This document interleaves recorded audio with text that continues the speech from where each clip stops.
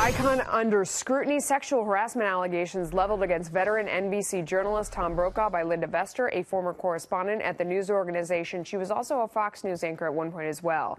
Vester is not the only accuser, with a second unnamed woman coming forward as well. Brokaw vehemently denying any wrongdoing. Here now to react is Howard Kurtz, MediaBuzz host and Fox News media analyst.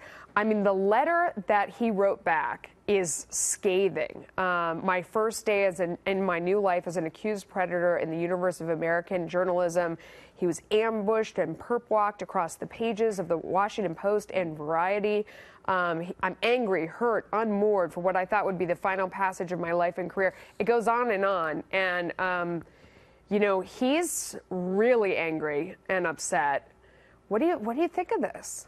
Well, I'm sure the news organizations gave him a chance to comment. Sure, I mean, if the allegations are exaggerated or untrue, I could understand Brokaw being angry. Just in the last 5 minutes, Melissa, I've gotten a note here from NBC News President Andrew Lack saying to his colleagues, we take allegations such as these very seriously and act on them quickly and decisively when the facts dictate. Very carefully worded. But anybody who watches this 13-minute video that Linda Vester did with Variety, in which she recounts how shaken and traumatized she was by what she says are two separate incidents in the 1990s with Brokaw forcibly trying to kiss her, would have to wonder, why would she be coming out and saying this now? She's not suing, she's not seeking money, she's not seeking a job, and so I think it does have to be taken seriously. So beyond this, taking it to the higher level of the sort of Me Too conversation, I've heard a lot of complaints from people at NBC who say that they haven't taken that next painful step where you really dig deeper and you really hire that outside counsel to come in and do the audit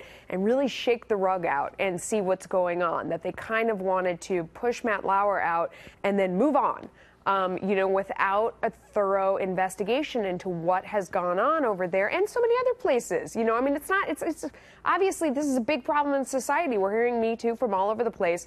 But, you know, how does this kind of amplify that complaint over there? Yeah, well, it's happened at CBS, it's happened at Fox, it's happened at NPR. NBC says it is conducting a review in the wake of the firing of Matt Lauer, who had far more serious sexual harassment allegations lodged against him. But that review is being conducted by an NBC executive, not an outside law firm. I think that's a misstep. I think it is hard to restore confidence and morale unless you've got a real no-holds-barred look by somebody who's not on your payroll. And then let's talk about, the other side of this is there are people out there who are concerned, you're accused, you're thrown under the bus, it makes all these headlines, your life is sort of ruined, and, depending on where you are and how serious the allegations are and that sort of thing, but you're for sure tarnished, and doesn't feel like there's a due process to it. And maybe that's the case in this case. I mean, that's the flip side of this coin that a lot of people are asking about as well. What do you think?